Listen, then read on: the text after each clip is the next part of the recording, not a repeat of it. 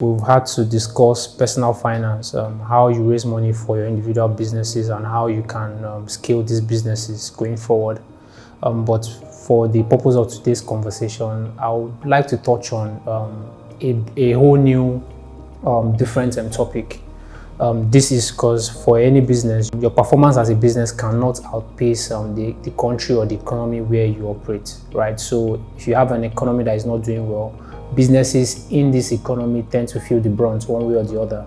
So which is why I would speak on the bane of Nigeria's economic development, linking it to infrastructure majorly. So if you look at what Moody's is projecting for Nigeria in terms of our infrastructure needs, they are projecting that we would have to spend some $3 trillion over a space of 30 years. You're talking about $100 billion annually for 30 years if Nigeria must advance its infrastructure needs and be, to a very large extent, sustainable when it comes to infrastructure development.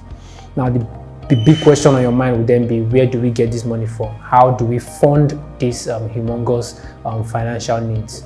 I've heard people say, the government can do this, they make a lot of money, but let us take time to dissect what the government currently earns and perhaps what they spend this money on. For 2021, we understand that the government actually raked in some $13 billion in terms of total revenue, right? And for this year, 2022, the government is to earn some $24 billion, in revenues. And if you look at what the trend has been historically, you find that Nigeria rarely even gets 50% of its revenue targets for a year. It then means that we resort to borrowing most of the time. And then that begs another question. Where are we currently when it comes to our debt stock? A combination of both our internal and external debt portfolio puts Nigeria's debt obligation currently at about $100 billion.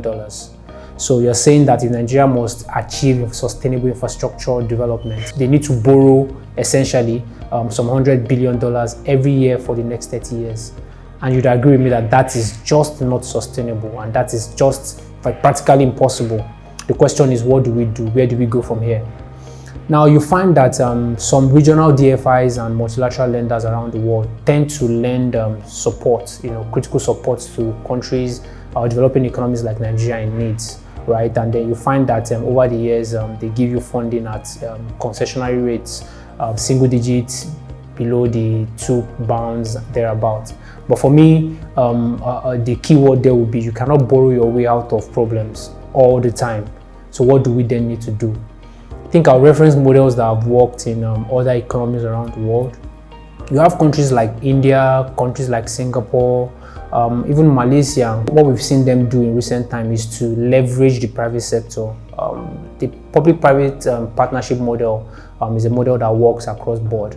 So you find the combination of both private capital and public capital, not necessarily in a funded position, coming together to alleviate infrastructure deficit and helping the country advance when it comes to infrastructure.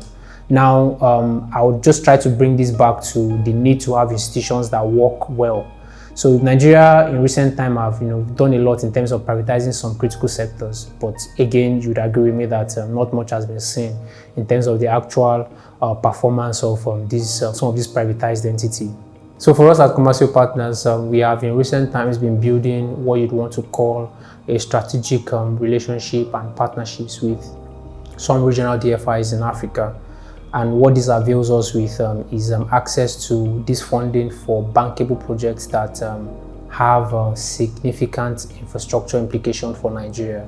So are you talking of building bridges? Are you talking of building refineries? Are you talking of building roads? I mean, across whatever sectors, as long as they not just have social implications but can be commercialized to a large extent, you can come to us and then we're able to avail you with this funding.